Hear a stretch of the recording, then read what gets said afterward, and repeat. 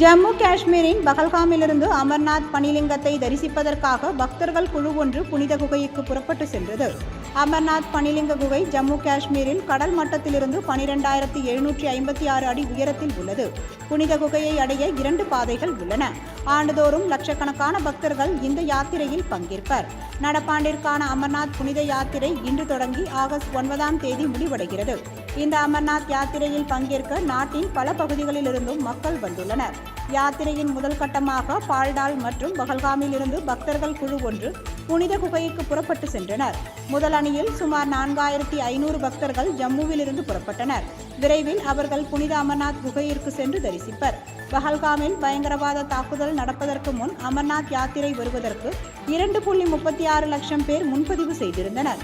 தாக்குதலுக்கு பிறகு முன்பதிவு எண்ணிக்கை குறைந்த நிலையில் அங்கு பாதுகாப்புக்காக 80,000 வீரர்கள் 24 மணி நேரமும் உஷார் நிலையில் உள்ளனர்.